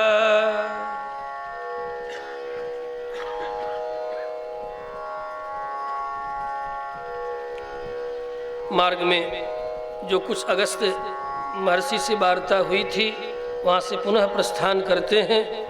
तो सीता और लखन के मन में भी जिज्ञासा होती, हो सकता हो कुछ एक कथाएं, कुछ अभिसंधियाँ जो कि लखन और सीता के सामने ऋषि अगस्त्य ने नहीं कहा, नहीं सुनाया। तो राम जी पुनः वहाँ से जब प्रस्थान करते हैं तब श्री रामभद्र ने सीता और लखन को महर्षि अगस्त्य के संबंध में बहुत सी बातें सुनाते हैं कि हे लखन, हे जानकी, महर्षि अगस्त्य बड़े ही विलक्षण महात्मा है। अम्बुनि अम्बुज जातम ना जातम अम्बुजादम्बु, ये ऐसे महात्मा है जो कि समुद्र को भी अपने करतल में ले पान कर गए थे। ये कोई सामान्य महात्मा नहीं है। समस्त ब्रजिनोदधि ग्रसन डम्ब कुंभोद्भवम निवृत्तिमपि धर्ममत्यनगतत्वविन्निग्रह, अनगतत्वविन्निग्रह। हमारे संकल्प सूर्योदय में आचार्य घंटावतार श्री वेदांत देशिक स्वामी जी महाराज अगस्त्य मुनि के इसी कृत्य का वर्णन करते हुए संकल्प सूर्योदय नाटक में निवेदन करते हैं। समस्त ब्रजिनोदधीम ग्रसन डम्ब कुंभोद्भवम, कुंभोद्भवम अर्थात अगस्त्य ऐसे हैं जिनकी शरणागति सारे पाप रूप समुद्र को पी जाती है। तभी तो सुतीक्ष्ण जैसे शिष्य को श्री रामभद्र का प्रथम दर्शन प्राप्त हुआ। उनसे भी पहले सुतीक्ष्ण को दर्शन हुआ। क्यों? ऐसे अगस्त्य है जिनके चरणों की शरणागति का परिणाम अनेक जन्मों का जो वृजिन है, अग है, पाप है, उस पाप को इनकी शरणागति, पाप रूपी समुद्र को शरणागति अगस्त्य के चरणों की सब मानो ये पी जाते हैं। क्योंकि ये समुद्र पान करने वाले केवल समुद्र ही पान करने वाले नहीं, इनके चरणों की शरणागति का परिणाम शिष्यों के समस्त पाप रूप समुद्र को भी ये पी जाते हैं। इसीलिए शास्त्र कहते हैं शिष्य पापम गुरु, शिष्य का पाप लेकिन सामर्थ्य जगत में भी कहा गया है। गुरु पहलवान तो चेला, गुरु मेहरबान तो चेला पहलवान, गुरु मेहरबान तो चेला पहलवान। मेहरबान हो जाए तो फिर क्या करना। तो ऐसे अगस्त्य बड़े ही दिव्यात्मा महात्मा, सामर्थ्यवान महात्मा हैं, जिन्होंने हे लखन एक बार आतापी और बातापी, इन दोनों आतापी बातापी राक्षसों को पी गए। पी करके अगस्त्यम कुंभकर्णम च शनिम च बड़वानलम, अपने हाथ पर अपने पेट पर 3 बार हाथ फेर दिया। बड़े ये दुष्ट थे आतापी बातापी, ऐसी इनकी दुष्टता थी। पुराणांतर की कथा है कि ये क्या करते, कुछ के कुछ बन जाते और मुनियों के पेट में चले जाते। और जब इनके राजा कहते, राक्षसों के राजा, निक्रमस्तम निष्क्रमस्तम, चल बाहर निकल, तो पेट फाड़ करके निकल आते। ऐसे ये दुष्ट राक्षस आतापी बातापी। इसी आतापी बातापी के पुत्र आगे द्वापर तक रहा इल्वल बलवल। आतापी बातापी का इल्वल और बलवल, इल्वल था, इल्वल का पुत्र पुनः बलवल हुआ, जो कि द्वापर में बलराम के द्वारा उन दोनों का संहार हुआ। तो ऐसे ही आतापी बातापी थे, मुनियों के पेट में चले जाते साग पात के बहाने, वैसा ही बन करके, और पेट फाड़ करके जब ये राक्षस कहते आतापी यही निष्क्रमस्तम, चल बाहर निकल, अब पेट फाड़ के बाहर आ जाते और ऋषि मुनिगण तपस्वीगण मर जाते। इस तरह अनेक ऋषि मुनियों के पेट में जा कर के ये आतापी बातापी मार चुके थे। एक बार ऋषि अगस्त्य को पता चला, ठीक है यही सबसे बड़ा, तो आतापी बातापी को तो जानते ही थे। अब आतापी बातापी को जो है अच्छी तरह जो है पीस पास करके इनके जला वला करके पीस पास करके छार बना दिया और छार को पुनः जो है मधु में घोल करके अगस्त को पिला दिया गया। अब यही एक बड़ा ऋषि है, ये यदि मर गया तो फिर अब क्या कहना। इनको पिला दिया गया। अतापी बातापी दोनों पेट में चले गए। अब राजा उस समय का वृषपर्वा इत्यादि राजागण चिल्लाते हैं, अतापी चल बाहर आ, निष्क्रमस्त्वम आ इधर। अब भला कहाँ से आवे, क्योंकि अगस्त ने अपने पेट पर हाथ फेर करके अगस्त्यम कुंभकर्णम च, आज भी अगस्त का नाम कोई ले भोजन के बाद, अगस्त का ही नहीं और भी कई लोग हैं, उसमें एक अगस्त है सबसे आगे आगे। अगस्त्य कुंभकर्ण शनि और बडवानल, अगस्त्यम कुंभकर्णम च शनिम च बडवानलम, भोजनांते स्मरण नित्यम,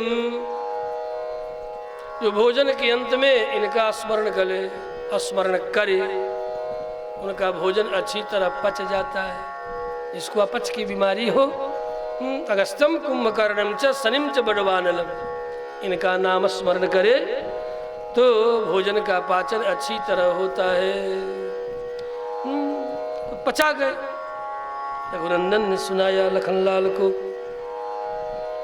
बड़े भयंकर असुर थे, दोनों सहोदर थे, सगे भाई थे।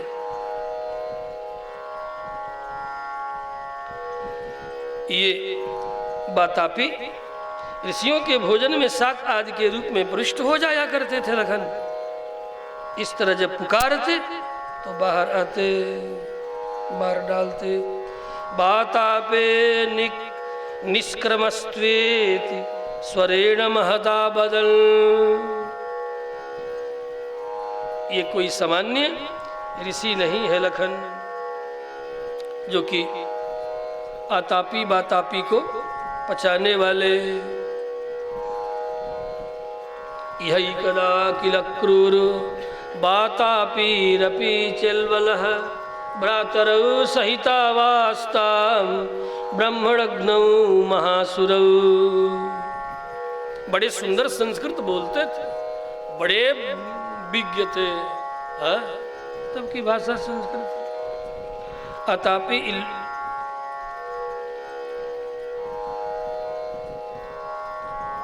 संस्कृत भाषा बहुत सुंदर बोलता था और संस्कृत में ही निमंत्रण देता था। रघुनाथ ने कहा, जरा कथा बड़ी विलक्षण है, सुंदर सुंदर व्यंजन बनाता है, बुलाता, संस्कृत में आमंत्रण देता है। ये आगच्छ आगच्छ बहुनि संत व्यंजनानि आगम्यताम भो विप्रा मुनयः आगम्यताम आगम्यताम, आइए आइए भाइये, आनंद के साथ रहिए। इस तरह ये सब लोग पाने के लिए जाते, बोले भाले लच्छेदार संस्कृत भाषा सुन करके समझते हैं कि कोई सात्विक सज्जन पुरुष हैं, आमंत्रण दे रहे हैं। उस की भाषा से, सुंदर भाषा के जाल में उलझ जाते और अंत में इस तरह उलझा करके मार डालता। बहुत लोगों ने बाद में प्रार्थना की, तब अगस्त जी ने कहा ठीक है, इस बार मैं उनका आमंत्रण स्वीकार करूंगा। लखन बातापी अगस्त जी के पेट में आमंत्रण के माध्यम से घुस गया और महर्षि ने पचा लिया। जब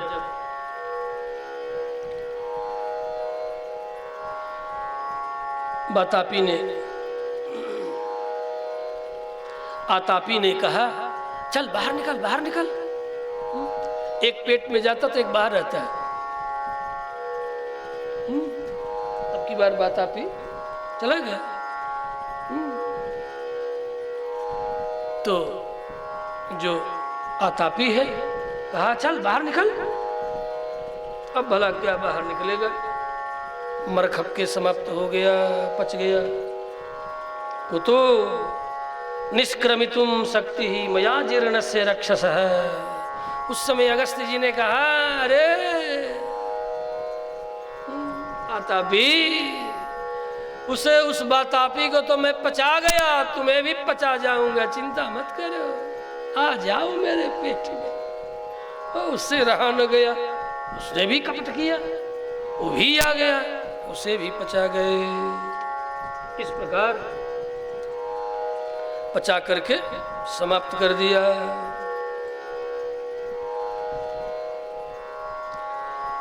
वातापी को पचाया, फिर आतापी को भी अपनी विवेक से उसे भी समाप्त कर दिया, पचा गए।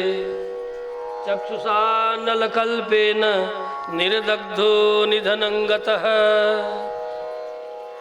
इसके बाद राम जी ने अगस्त के भाई सुदर्शन मुनि के आश्रम में पहुंचते हैं। वहाँ रात्रि विश्राम करके प्रातःकाल उनसे आज्ञा लेकर के उनके चरणों में प्रणाम करके आगे चलते हैं। मार्ग में चलते चलते पुनः लखन से रामभद्र ने कहा, हे लखन, अगस्त जी बड़े ही सिद्ध संत हैं। एक बार उन्होंने विंध्यगिरि जो सूर्य का मार्ग रोकने के लिए प्रस्तुत हो गया था, बढ़ने लगा बढ़ने लगा बढ़ने लगा, चेला था खूब बढ़। ऋषि मुनियों ने कहा इतना बढ़ जाएगा तब तो ये बड़ा अनर्थ कर डालेगा, क्या किया जाए। तो अगस्त चूंकि विंध्य के गुरु हैं, तो बहुत से ऋषि मुनियों ने प्रार्थना, यहाँ देवताओं तक ने प्रार्थना की कि ये तो बड़ा गड़बड़ कर रहा है आपका चेला, ये तो बढ़ता ही जा रहा है, बढ़ता ही जा रहा है, सूर्य की रश्मियों को रोक करके चारों तरफ अंधेरा फैला रहा है। अगस्त ने कहा ठीक है। उससे पूर्व हे लखन, अगस्त जी उत्तर भारत में ही निवास करते थे, हिमालय के तलहटी में रहा करते थे, बहुत पुरानी कथा है। लेकिन जब विंध्य इतना बढ़ने लगा तो देवताओं और मुनियों की प्रार्थना से अगस्त ने कहा ठीक है, मैं विंध्य को समझा देता हूँ, चले उत्तर देश से। और जब विंध्य ने देखा कि हमारे गुरुदेव आ रहे हैं तो चरणों में गिर करके साष्टांग भूतल परे लकुट की नाई, पाही पाही कही पाही गुसाए, प्रणाम किया। अगस्त ने कहा ठीक है बेटा वत्स, ऐसे ही पड़े रहो, जरा मैं तुझे पार करके उस पार निकल जाऊं, और जब मैं लौट करके आऊंगा तब हाँ तब उठ करके खड़ा होना, नहीं तो पुनः मुझे हिमालय में जाना बड़ा कठिन हो जाएगा बेटा, ऐसे ही पड़े रहना। तो अगस्त का सिर, नारायण, विंध्य का सिर आज भी जहाँ है उसी के ऊपर बनारस बसा हुआ है। आपको ऊपर ऊपर दिखता है कि काशी में कहीं पर्वत नहीं है, वहाँ पर क्या है, विंध्य का सिर है। आज भी गंगा में, ये तो मेरा वाल्मीकि कह रहे हैं, आज भी गंगा में खुदाई की जाए नीचे तो विंध्य पर्वत के पर्वत खंड प्राप्त होगा। बनारस की ऊपर की भूमि केवल मुलायम है, पूरा बनारस काशी विंध्य के सिर पर बसा हुआ है, पीठ, सिर से पीठ तक। और विंध्य का जो गर्दन है उसी गर्दन से होकर के गंगा पार करके इधर आ रही है। श्री रामभद्र भगवान के। अब सोचो इतनी इतनी बातें कितने हजार वर्ष पूर्व, और आज भी किसी को प्रमाण चाहिए तो जाकर के खुदाई कर आपको विंध्य पर्वत के विभाग अवशेष, वहीं अवशेष नहीं उपस्थित है, आज भी विंध्य का सिर वहीं पर है। ऋषि अगस्त गए दक्षिण तो दक्षिण में ही बस गए, न जाऊंगा पुनः लौट के, न ये चेला पुनः अपना सिर उठाएगा, और न देवता मुनियों के कार्य में, मनुष्यों के कार्य में व्यवधान होगा। तब से विंध्य अपनी गुरु भक्ति के लिए प्रसिद्ध हो गया। आज भी गुरुदेव हमारे पीठ प्रांत से होते हुए जब सिर की ओर आएंगे तो उन्हें पार हो जाने देंगे, इसीलिए आज भी विंध्य साष्टांग प्रणाम कर रहा है। और मुनिवर अगस्त दक्षिण गए तो दक्षिण में ही बस गए, उत्तर में आने का नाम तक उन्होंने नहीं लिया। अब उधर चले गए तो नए नए व्याकरण, नई नई भाषा सब प्रकट करने लगे। सोचा इधर गंगा के तट पर, तो उधर गए तो उन्होंने कावेरी को प्रकट किया। श्री रामभद्र भगवान की दिव्य, गंगा से भी अधिक महत्व पूर्ण दाक्षिणात्य जनों के लिए भगवती कावेरी है। इस कावेरी के तट पर भगवान श्री रंगनाथ, इक्ष्वाकु वंश के द्वारा आराधित श्री रंगनाथ भगवान का दिव्य मंगलमय विग्रह आज भी कावेरी के मध्य में बने हुए टापू के ऊपर भगवान, पुलिंद के ऊपर भगवान श्री रंगनाथ विराजमान है। त्रिची, आज का तमिलनाडु का जो त्रिची है, त्रिची जनपद में कावेरी के मध्य में श्री रंगनाथ आज भी विराजमान हैं। अगस्त की महिमा का आज भी कावेरी के द्वारा वर्णन हो रहा है, प्राकट्य हो रहा है। उनकी महिमा कावेरी इत्यादि नदियों के द्वारा प्रकट हो रही है। हे लखन बड़े सिद्ध संत थे, जो नहीं जानते वे नहीं जानते, अन्यथा ये अगस्त्य कोई सामान्य ऋषि नहीं है। जानते ही हो, किसी को अभिमान छोड़ता नहीं, इसलिए विंध्य के भी अभिमान को दूर करने के लिए ऋषिवर अगस्त्य ने ये लीला की और आकर के दक्षिण में निवास करने लगे। किसी को नहीं छोड़ता लखन। श्री रामभद्र पुनः इस कथा के द्वारा लखन को समझाने लगे कि देखो, विंध्य बड़ा उदंड चेला था, लेकिन उस उदंड चेला को भी दंडित करके मार्ग पर लाए। ऐसे है मुनिवर अगस्त्य। श्री रामभद्र भगवान के गुरु भक्ति के प्रताप आज भी विंध्य का लोग स्मरण करते हैं। ठीक है, उदंड तो था लेकिन गुरु भक्त था, तो गुरु भक्ति के कारण उसकी उदंडता भी आज स्मरण करने के योग्य हो गई। उदय अस्त गिरी अरु कैलासु, वारसकार ने स्मरण दिलाया है। मंदर मेरु सकल सुर बासु, उदय अस्त गिरी अरु कैलासु, मंदर मेरु सकल सुर बासु, शैल हिमाचल आदिक जेते, चित्रकूट जसु गावहीं ते, बिंधि मुदित मन सुख न समाई, श्रम बिनु विपुल बड़ाई पाई। श्रम बिनु किससे बड़ाई पा लिया? का गुरु भक्ति के कारण उदंड बिंद बड़ाई को पा लिया। कभी कभी कोई चेला उदंड हो जाता है, हो ही जाता है, कोई नया तो है, ये कोई नया नहीं है। हाँ, ये नया नहीं है, बहुत पुरानी बात है। बिंधि मुदित मन सुख न समाई, श्रम बिनु विपुल, श्रम बिनु विपुल बड़ाई पाई। इस प्रकार हे लखन, बिना श्रम के ही उदंड विंध्य गुरु भक्ति के कारण ये अगस्त नहीं होते तो उसकी उदंडता नहीं जाती, और आज जगत में उसकी महिमा, गुरु भक्ति की महिमा नहीं गाई जाती। ये ऐसे अगस्त्य हैं। इनका नाम भी अगस्त्य इसीलिए विख्यात हुआ लखन, अगम विंध्याख्यम गिरिम स्त्यायति अस्तंभनाति, जो विंध्य गिरी को स्तंभित कर दिया। अगम, अगम का अर्थ होता है पर्वत। अगम न गच्छतीति आगम, न गच्छतीति अगह तम अगम गिरिम, अग माने पर्वत, अतम गिरिम अगम स्तंभाति, उस गिरी को, उस विंध्य को जिन्होंने स्तंभित कर दिया, ठहरा दिया, जिसके उदंडता को, जिसके अभिमान को स्तंभित कर दिया, रोक दिया, इसलिए इनका नाम अगस्त्य, अन्यथा ये तो कुंभज कहलाते थे। इनका नाम कुंभज है। लेकिन जब से इन्होंने विंध्यगिरि के अभिमान को दूर किया, स्तंभित किया, तब से इनका नाम अगस्त्य ही प्रसिद्ध हो गया।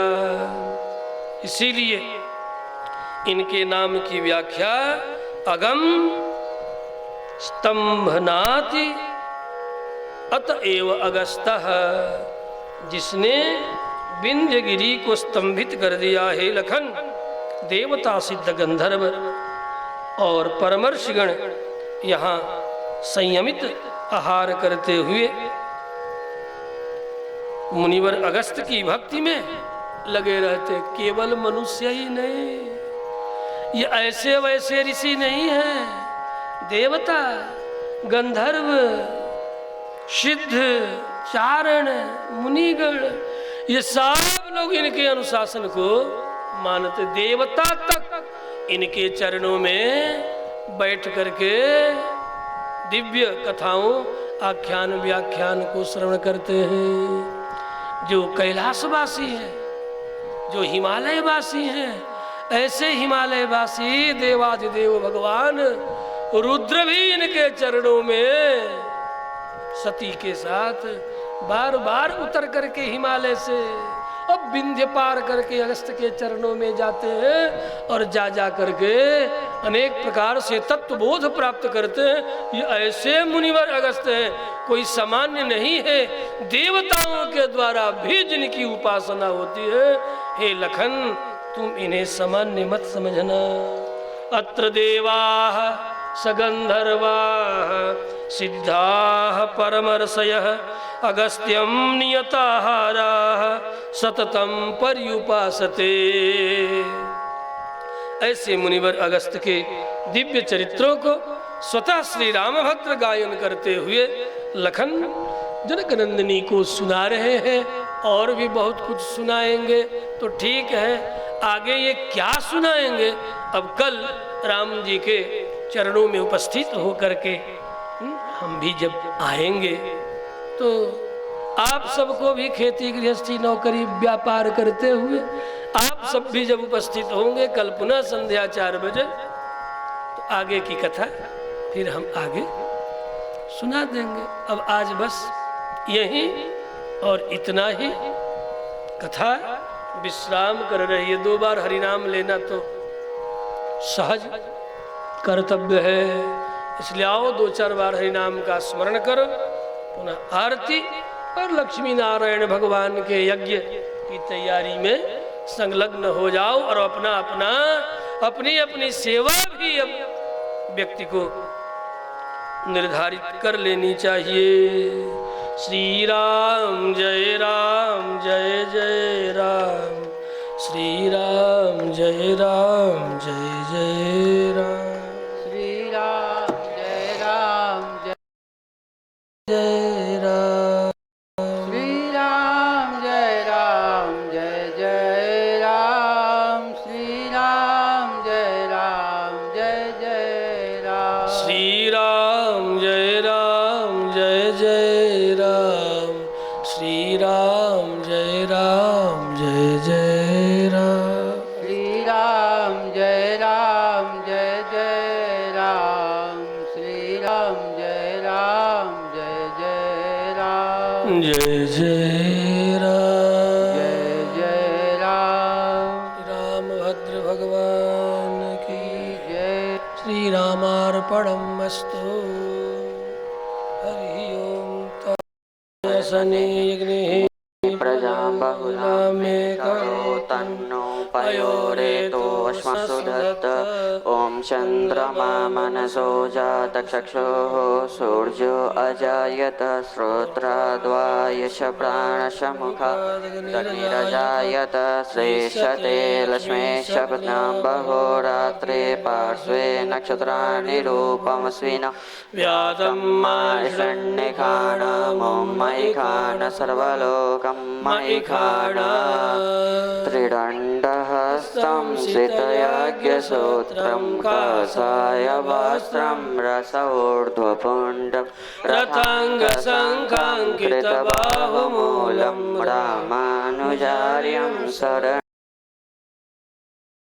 प्रपद्ये कासायं यज्ञसूत्रं शुचिवपुचि तथा चोर्ध्वपुण्ड्रं च बाले यास्यस्ते दक्षहस्ते कलिकुमतिगिरेन्द्रवाजं त्रिदण्डं संसाराग्ने प्रशान्त्यै पृतजलममलं दारुपात्रं पवित्रं श्रीविश्वक्सेन सूरे पदकमलयुगं श्रेयसे संश्रयामि भारद्वाजकुलारविन्दतरणिं श्रीकृष्णसेवारथं श्रीरामानुजयोगिराजपथिकं वादीभपञ्चाननं विश्वक्सेनपदारविन्दमधुपं तल्लब्धज्ञानामृतं भक्त्या नौमि सुदर्शनं मुनिवरं श्रीब्रह्मनिष्ठां प्रभुम् आप्तं देव्यं त्रिदण्डं गुरुवरमनिशं दीर्घबन्धुं दयालुं स्वज्ञं कैङ्कर्यनिष्ठं हरिगुरुपदयो वेदान्तवेद्यं स्वचारे विश्वगार्ये यतिवरपदयो दत्तचेतं महान्तं श्रीगोपालार्यसूरिं समगुणनिलयं मुक्तयेऽहं प्रपद्ये जयतिराजमुनिराजवतारमणे प्रबलवासण्डतमहर्णभानो विजयी भव विजयी भव विजयी भव अमर्यादाक्षोद्रस्य लमतिरसोय्या प्रसवो कृतघ्नो दुर्माने स्मर परवसो वंशनपर निशंस पापिष्ठ कथमहमितो दुःखजलधे रपरादोत्तीर्णस्तव परिचरेयं चरणयो